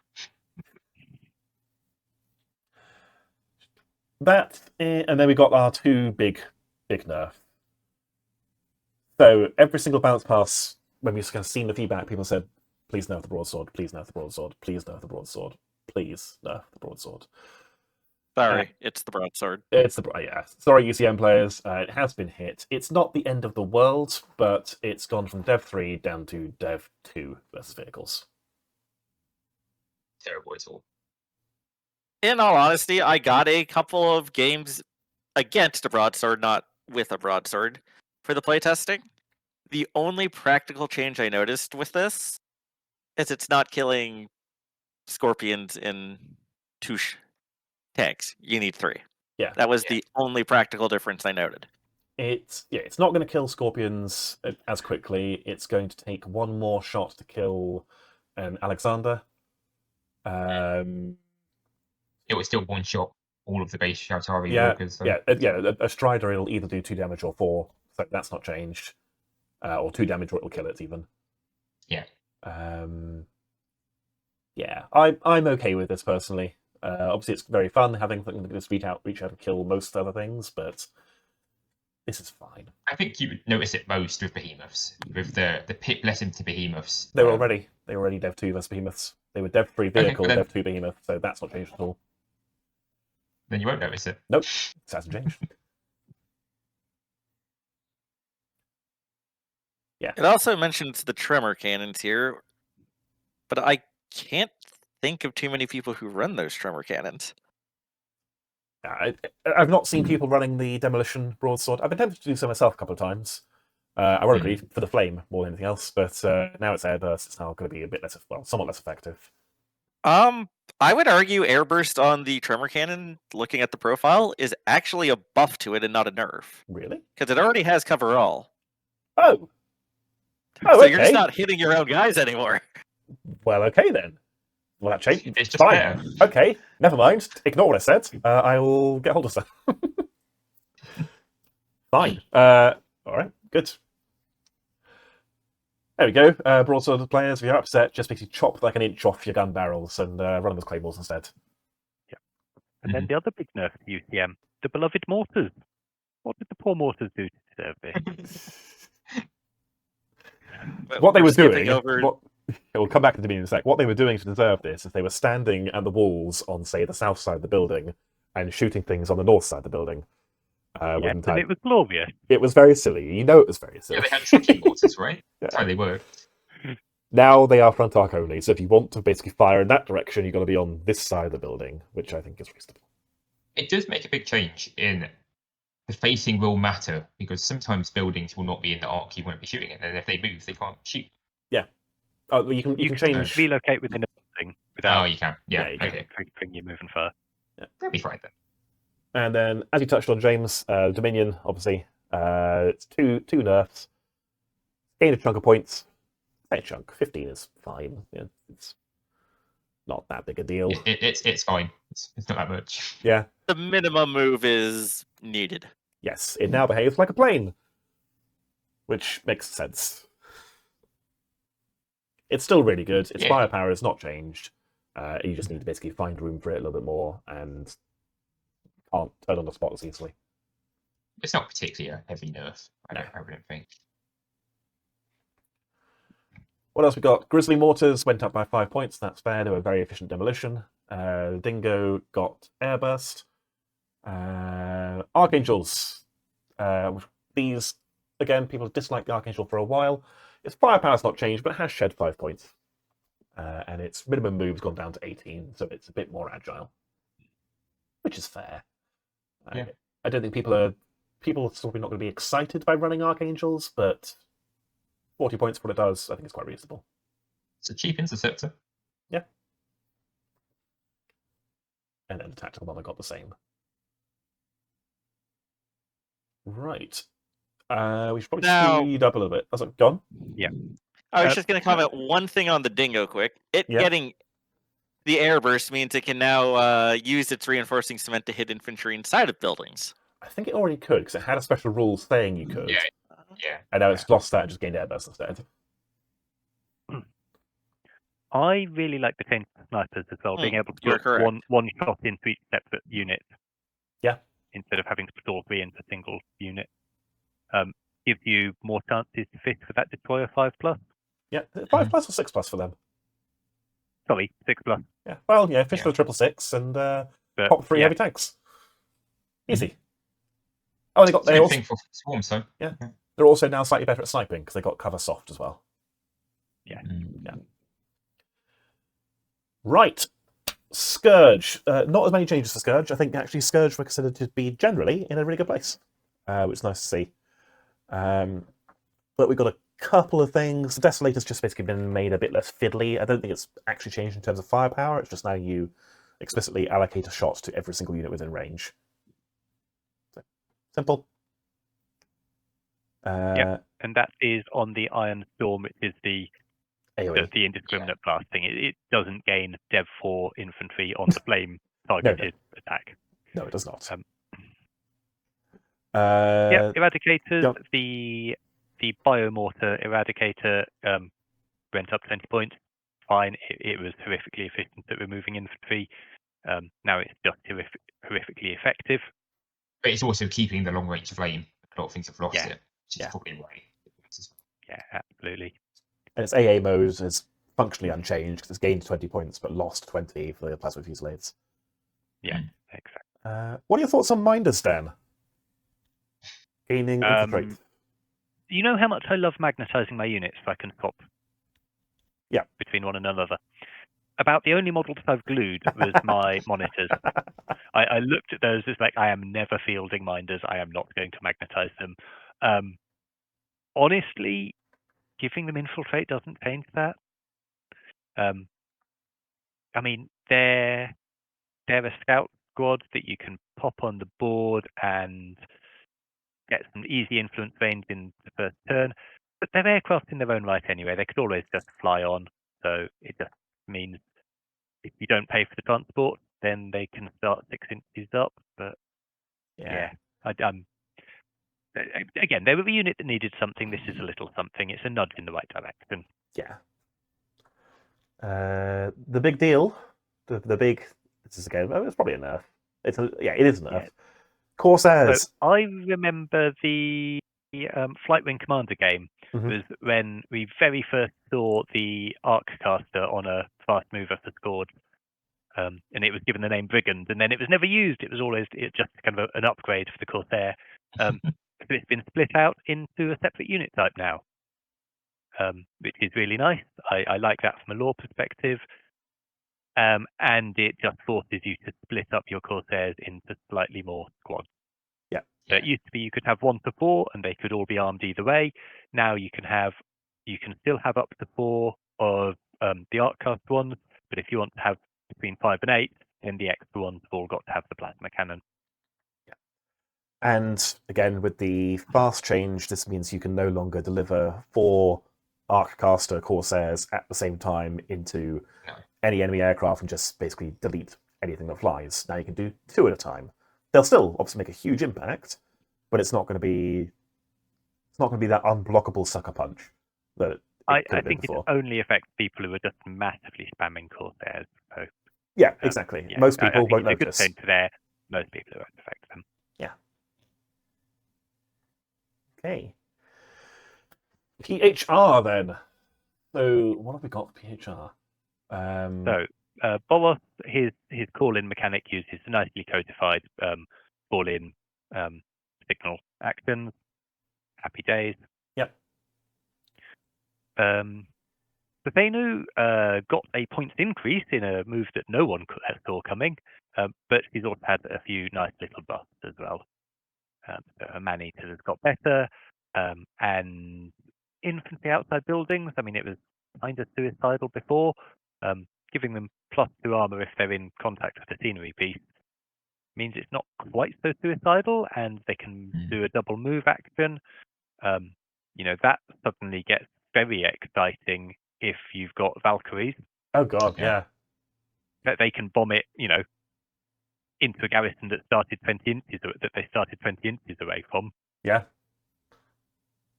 Yeah, that's horrifyingly fast. Whether it's a good build or not, infantry spam for PHR, it's thematic. Yeah. It's interesting. It's funny. Yeah. I would like to see it. It's nice. I think it adds in a bit of use around one of the special famous commanders who didn't see a whole lot of play before. Long reaches, they got the same rule that the UCM snipers did, so you can allocate each shot individually. Yep. That's actually quite good for killing stuff like technicals. They can go 5 energy 7 shots, 1 each. I mean, 5 energy 7 shots. In the things that were scared of energy 7, it was generally overkill. Yeah. Whereas now you can spread it around a little bit more, I guess. Yeah. And it means if you've got 3 bases at the wall, you can actually scatter shots across all 3 of them and do some hurt that way. Yeah. I like it. They're still a very niche unit, but their niche has got a tiny bit wider. Yeah, which is again what the Balance Pass is looking to do. Yeah. Okay, 2 of the Scorpions got a bit of a points increase. I'm really happy to see them stay as effective as they were before. Yeah. They're both of them. They're the self-regenerating Scorpions, so I think that's good. That's fairly targeted. The Scorpion that you noticed I'm partway through assembling is not one of those, however. So actually, I dodged a bullet there. Nice. And then the anti-materiel gun loses cover all. Sad times. It's only cover soft, and it is forever. That's so much as a long range flame does. energy 6, so it's still punching hard when it does hit, but with that, body cover, that kind of takes the edge off a little bit. Yeah, still decent for taking chunks of infantry from a long distance, but not as decent. And you're also not going to accidentally flame your own guys. And knowing how horrific flame is for sirens, that's big. Actually, yeah, they're now really good siren support, aren't they? Yeah, particularly if you're doing something like disembarking them out of transport. Often, I used to find that I'd disembark and choose not to shoot them because disembarking means you're hitting on 4s, and suddenly 50-50 chance of hitting your own expensive infantry wasn't worth it. Now, 50-50 chance of hitting something or hitting an enemy thing or missing completely, yeah, I'll take those odds any day. Yeah. Overall, nice change. Not even a nerf, I don't think, just a slight change of role. Yeah, I mean, the body cover, they didn't have great odds of 2 of them taking off 2 bases of standard infantry. Now it's even more unlikely. But yeah, they're great, as you said earlier, they're a great attritional tool. I think you'll still see them in lots of lists. Yeah. Okay. Loz, your section. And James. James is also a Shaltari player. And James. Oh. Sneaky. We'll share them. A lot of these changes are just the grav rule. Yeah. All of the grav has changed. We discussed that at the top. But it's a good change. Big one that we didn't notice at the beginning was the Gariel as a flamethrower, which is very nice. It's a microwave gun. Is going to be doing something. Yep. Its neutron launchers aren't limited anymore, so they're going to be doing something. So it's a fireball HQ tank, I think, now, and quite destructive. The Devastator 3 scenery, and they have 2 of them Neuro launchers. It's if you want to go a demo Shaltari list, the Gariel. Worst ways to do it. Definitely, yeah. The Widow did get airburst and didn't get anything in return. So it is, right, like the Polecat, it is pure attrition. So it is taking but it's both. 24 inches, I think, range. Yeah. It's a very nice little sniper you sit on top of a building. Still has a good use, I think. Yeah, it's just, again, it's not going to be as effective. No. Slight change to the Yari. It's a little bit easy to bring in. It only takes 1 tank slot or 2 troop slots. So you can squidge it in Eden with something small, maybe. Mm-hmm. And its microwave gun has gained airburst, so it has a use as well, which is good. Yeah. Shall we discuss the elephant in the room? Oh yeah, the dragon. Yes, so the dragon's changed. We'll get to the dragon. We'll get to the dragon. I think it's the pinata, because everyone wants a shot at this guy. Yeah. And they got it. Yeah, so go ahead, James. Tell us what's happened. I can't talk about it because it's too hard for me. So, the War Spear Flame variant has not changed in points. The base variant went up. That okay, makes sense. More importantly, the Flame is now only front arc F and an alt, just like the Gauss Cannon or Gauss Cannon, whatever. The War Spear has received, as much as I hate to admit it, a much needed balance, an adjustment. I'm not going to say the N word here. No, it was definitely needed. With the fast changes, I think they're in a good spot. They're no longer, well, they might be oppressive, but I don't think they are. No, I think they're merely powerful. And don't get me wrong, UCM players, and I'll call out Merrick specifically here, I'm still going to roast your Praetorians with them. I still think you're going to see 4 in a list. But you might have to point your 100%. Aircraft at the Praetorians to do it now, though. Yeah. And not also kill their aircraft at the same time. Yeah.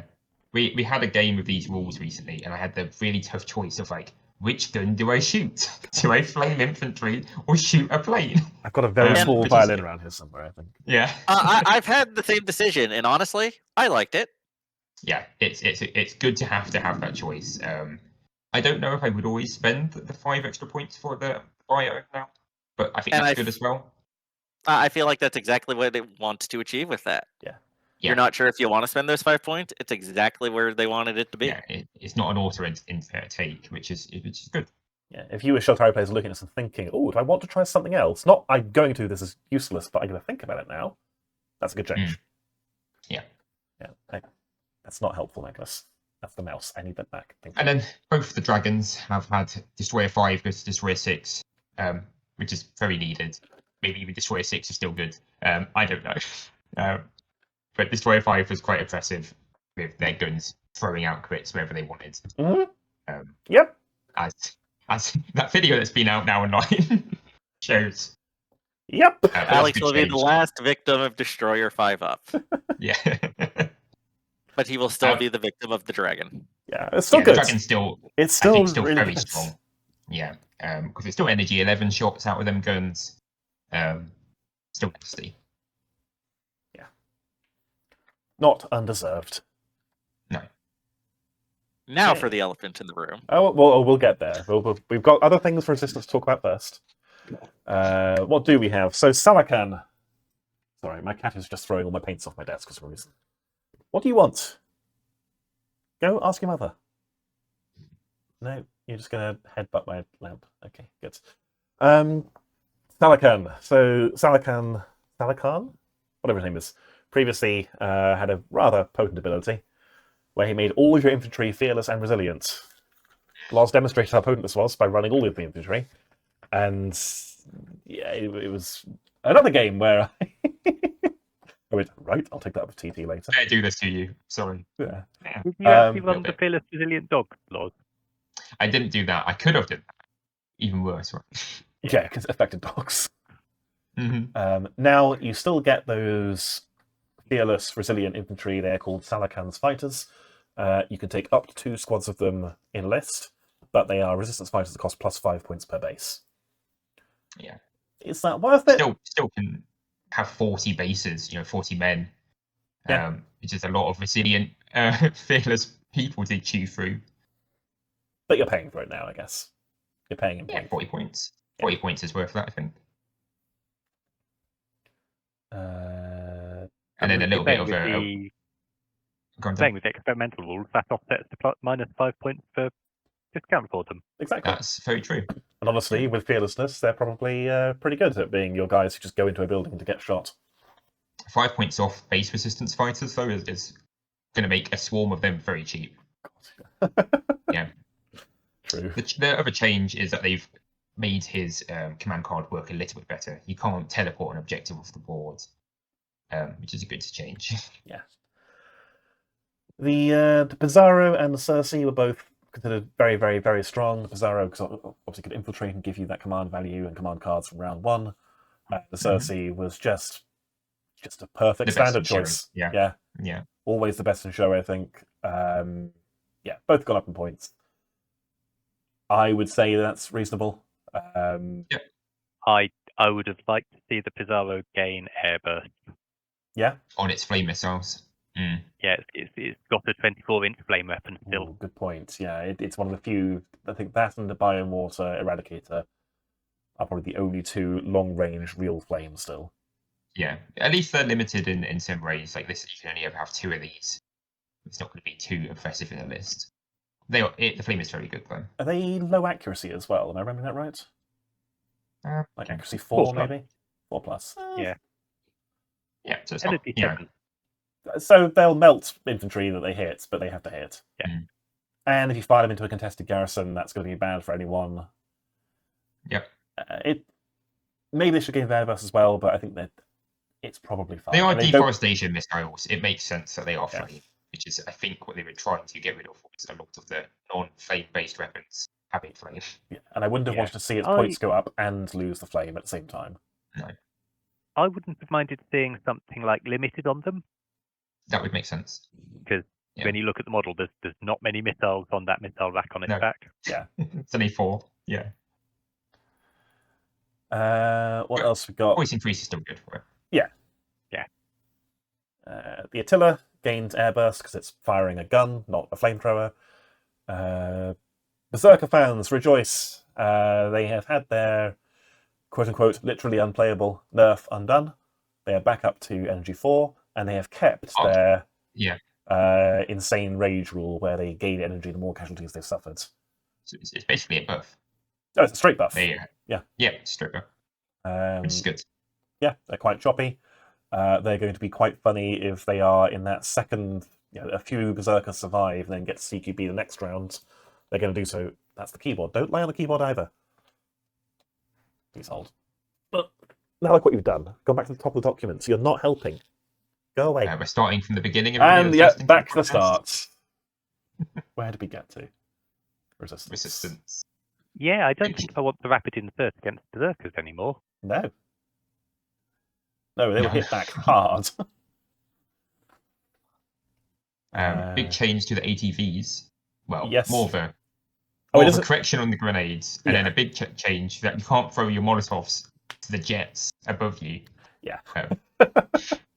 I gotta say, they should have joined a baseball team before. Yeah, they had a good arm.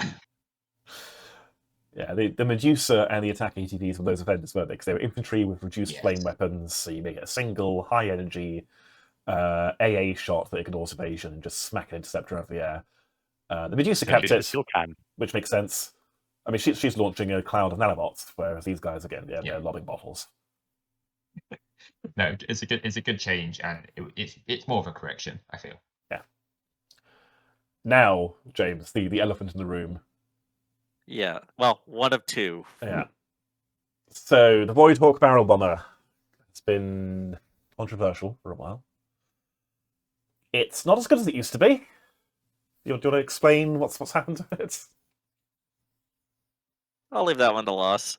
Okay. Well, as the ground-based resistance player, it has some changes. It no longer has its movement fire is now 0. So if it's flying on, it's not going to be dropping its bomb. It's its range for countered and non-countered is now 3. So it needs to be close to the building it's going to bomb, which I think makes sense. And its devastator's gone down to 6. So it's not going to be killing a building in a turn.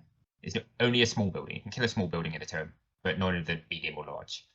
I think it's a good change. It was seen a lot in events and missions. It was a very auto-winny kind of thing where you destroy an objective building and you kind of end the mission and play it some other way. Yeah. Has it gone too far? I think you'll just see less of them. I think if you still want to do a demo list, this can work. You just need a plan around keeping it safe for turn 3 and then bombing the building you want and supporting with any of the resistance weapons it has. I mean, it can still bomb in turn 2. It just has to use one of the frag barrels first. Yeah, it can also bomb a building on your side if you wanted to, which Yeah. could be an option if you don't want to fight with your home objective, which sometimes you don't. The main difference there, I think, is it's going to bomb on turn 3, but it has to spend the end of turn 2, or turn 2, it has to basically go and park next to the building it wants to bomb. So then, depending on when in the round you do that, your opponent has an AA window to almost certainly give a good punt at knocking it out. It's something you need to protect, but you have the fun narrative of it's a bombing run now. You have it flying in, you have the dam busters playing, and you fly it low through the street. One interesting quirk is it can no longer bomb from outside building collapse range. Because if you roll a 3 on the building collapsing, the barrel bomber takes 3 NG10 hits. Well, it's very resistant then. Well, that's okay. I guess you open with this bomb at the top of round 3, and then bring the building down in round 4 after moving the barrel bomber away. Yeah, that's not resistance. That's You're playing your barrel bomber to be over near other enemy units. Oh, You're yeah, going down, bring them down with you. You park it on top of them because you know it's going to happen. It's dropped its bomb. What else are you going to use it for? True. The frag bombs? Yeah, okay. But the other weapons aren't terrible on it, so it's also to remember that you can use it for other. I think the part most people are going to have a strong opinion about is that very first line. Yeah. I think the other two, they'll get that. The first line, we're going to have a day in the Discord. I mean, for 65 points, I'd take them if I could have them in PHR. They're still amazing. Yeah. Oh, yeah, 100%. They're just not going to dictate how the game goes on a round 2 initiative roll, basically. No. It won't. You have time to react. You can also think. You have to think about using them a bit more. Kind of like the war spirits. You have to think about where you're going, what you're going to do with them, and kind of tell people what's happening a little bit. Yeah. So heavy-handed, not the end of the world. I think is our consensus. Yeah, I think so. And we do have a resistance player here who doesn't play with planes. I That's use not the these point. all of the time. Okay, what we got? K9 technicals. Sending in dogs is basically treated like rapid insertions. They get to attack with their energy 2 attacks. This is nice. And they've gained reduced 1. So now, as you kill dogs, the last dog left on the base does not have 5 attacks. It has 1. It's not just getting increasingly angry. Yeah, exactly. It's not a berserker. But it also means you can reduce up your attack to energy 6 to make 1 energy 6 attack and give a good punt at hurting. Yeah. Armor 9, they Anything. couldn't even hurt. Yeah. Yeah. So more tidy than anything else. They still The haven't called them wolf wagons. wolf dragons? Wolf wagons. Wolf wagons, right, yes, I see. The Columbus, all that's changed there is basically it comes in via call-in, or you can have it deploy in a vehicle. Kind of scared to scroll down further than this. Should we talk about drills?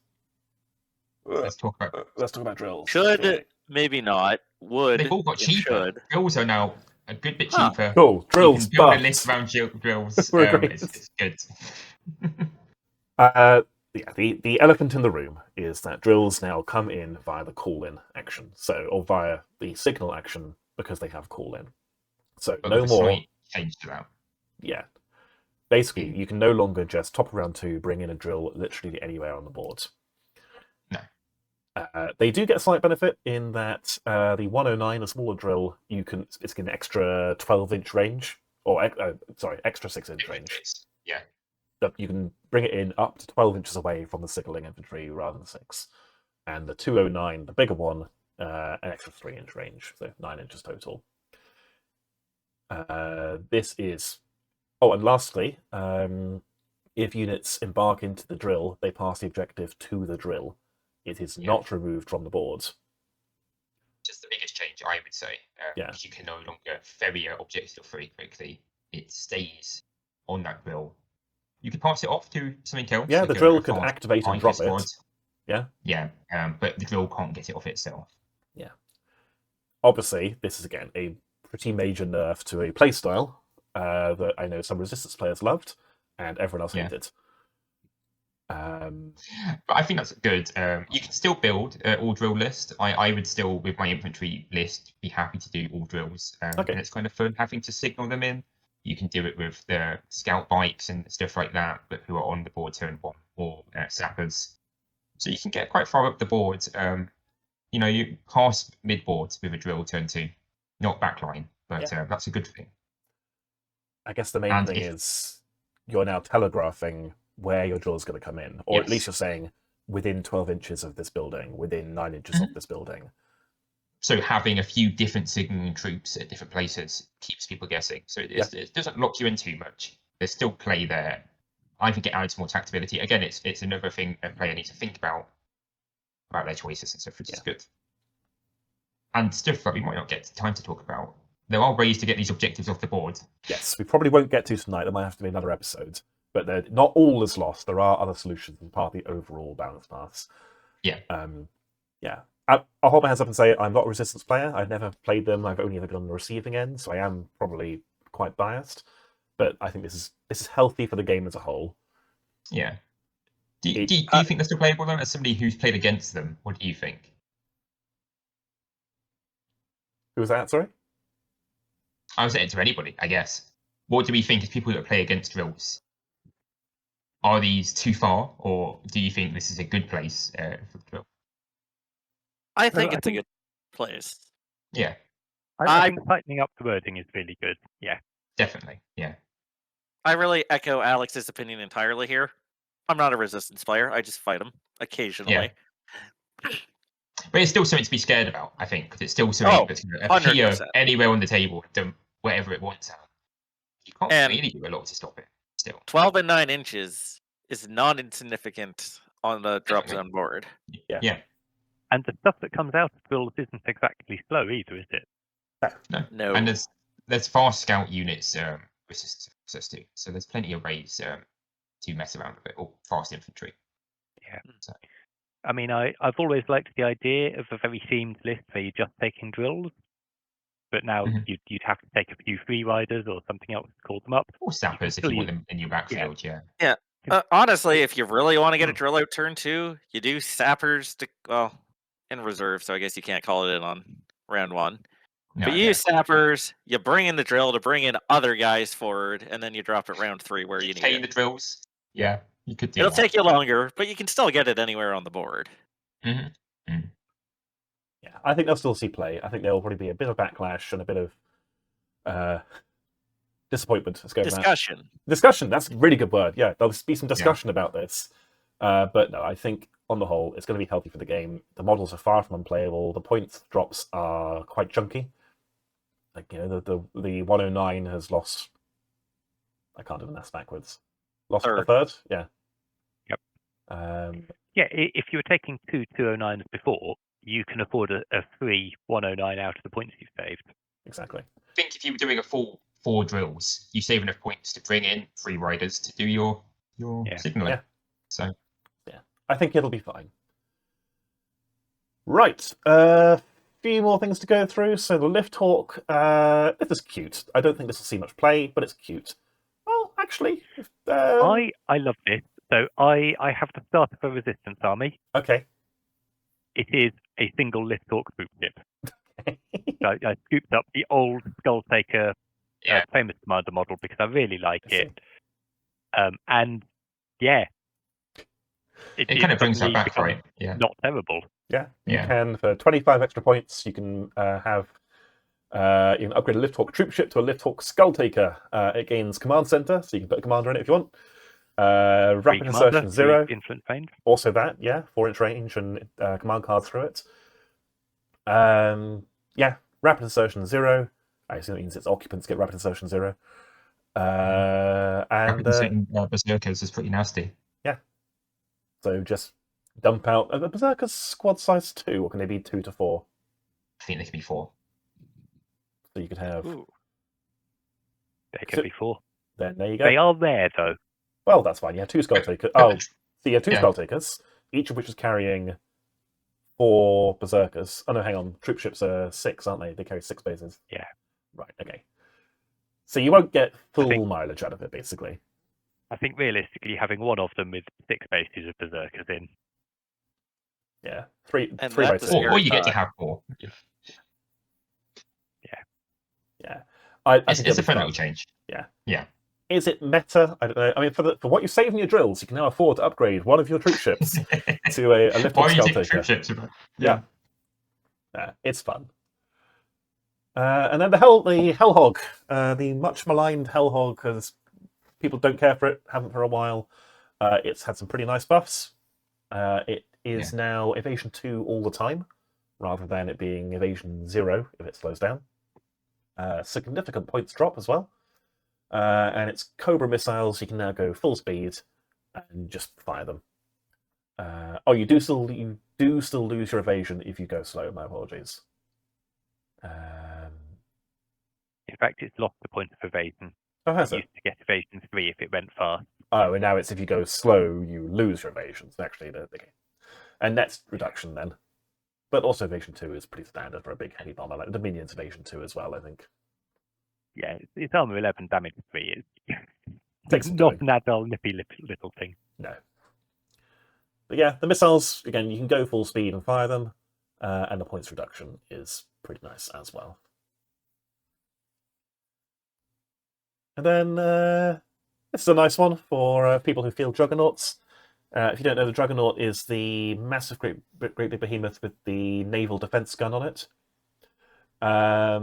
It had a pretty major problem where the naval defense gun was move and fire 1, and the model therefore cannot walk onto the board and fire its gun because you can't walk an inch and have the model on the board.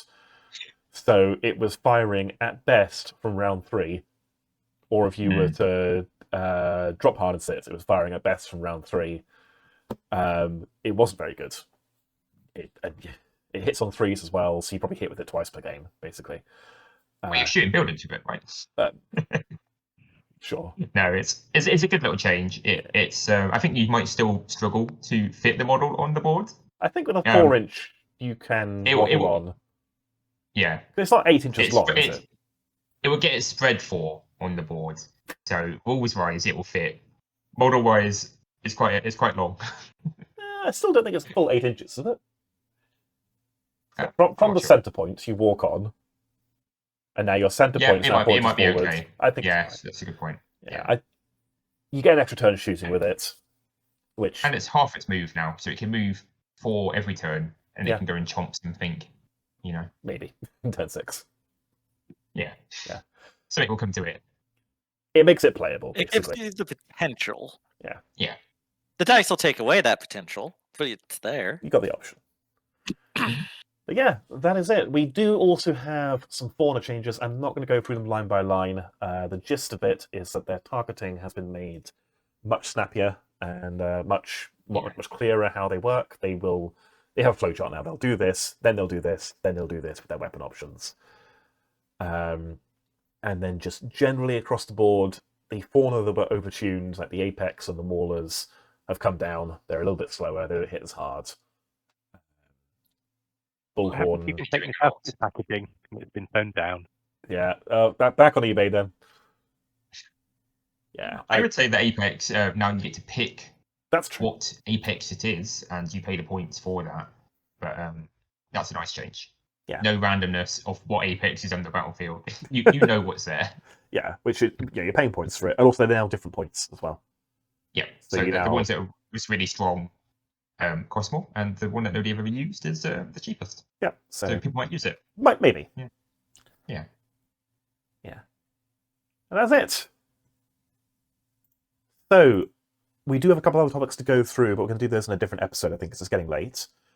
Because this Balance Pass came with a bunch of new famous commanders, a new famous commander per faction, some returning favourites, actually, from version 1. It came with a slew of new missions, including environmental rules ported over from the old Reconquest books. So you can now fight in... Reconquest 2 specifically. Reconquest 2, is it? Yeah. So you can now fight in hard vacuum, you can fight in the jungle world, you can fight in a desert world or a lava world, and so on. Which is really cool to see. So loads of new missions to play. And also a bunch of new command cards for every single faction. So there are now going to be faction command cards, where you build a deck. You make a deck out of a combination of the faction cards and your normal cards to fit the list you're running.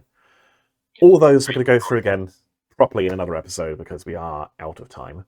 But yeah, generally, guys, what do you think of the Balance Pass? Balance Pass and the experimental rules. Good, bad, ugly? Balance Pass will be a nice way to end second. Yeah, it feels very balanced. You know, it feels like a good lot of changes. I think Some when Alex did the feedback gathering exercise across Discord and you could see the results, you know, actually I think the consensus was that there were a few units here and there that were a bit egregious, and I think they're the ones that have been looked at. So I think it's targeted in line with what the community was saying. I agree. Yeah, I would agree. I'm pretty happy with how this has come out. I think there's nothing in it that seems undeserved. Some may have gone harder than they needed to, but I think on the whole, it should probably be, once the dust settles, very well received and should give us a really good version of the game to play with until version 3 comes out. I'm really keen to play some games with the experimental rules. I haven't had a chance yet. I know Dan and Loz, you've played a game that's coming out on the channel soon, but I want to get to grips with it myself as well. I think they worked quite well. They were quite fun to play with. So. Yeah. Yeah, absolutely. I'm going to probably give it a little bit of time and see what the general consensus is, whether or not to use them for Danger Close. I'm initially inclined to say that we should, but I'll see what the player base wants. We have used some of the experimental rules before at Danger Close. We have, but when we did so, they weren't really that experimental. They've been established for about a year. They've been a while, yeah. Yeah. But we'll see. Speaking of Danger Close, as people who probably already know, this is my ongoing Dropzone tournament series. So Danger Close 5 is coming up in October on the 18th and 19th. Now this Balance Pass is finally out, I can now reveal what the gift is going to be. So basically, if you're coming for the full 2-day event, you'll get included in your ticket price a printed deck of faction command cards of your choice. So you let me know what faction you want. I'm going to get them printed professionally, so they should be the exact same size. Ideally the same finish as the normal command cards, so you can then basically actually build a physical deck, because otherwise they are a digital product only. So if you want to get your hands on a deck, do make sure to get a ticket. Links to the event are in the description. They are going fairly fast. I think we're on about 20 players. Ceiling of 24. I could go above 24, but initially 24 is what we're aiming for. And obviously, it'd be great to see people come to that. If you can't make it to the tournament, but you want to support the channel, there are a bunch of ways you can do so. So the normal YouTube stuff, like liking, commenting, subscribing, all help us with the algorithm. They get the video in front of more people. As we all know, not enough people play Dropzone. The more we can promote it, the more people play it, which is good. If you want to get your hands on any Dropzone or Dropfleet models, we have an affiliate link with Firestorm Games. So anything you buy through them, we get a small kickback, which goes into things like more models, more terrain, better lighting, better cameras, better audio, all that stuff. It all just goes, as I said, straight back into the channel. I think that is it for the sales pitch. I did it in a weird order and it threw me because I usually do the tournament last. Yeah. Anything else to add, guys? Any closing thoughts? Simple. Thanks for having me. Thank you. It's been a pleasure to have you on. Yeah. As I said, we'll film another episode. If you're up for coming back, we'll get you on for the part 2 of this to go through the other elements of the Balance Pass. Maybe with another Homestead update. That'd be cool. Yeah, we'll see what I can work out. All right then. All right, that'll be coming out soon. In the meantime, thank you for watching. Goodbye from me, Alex. Goodbye from me, Dan. Goodbye for me, James. And goodbye from Loz, but his mic cut out. Goodbye, guys.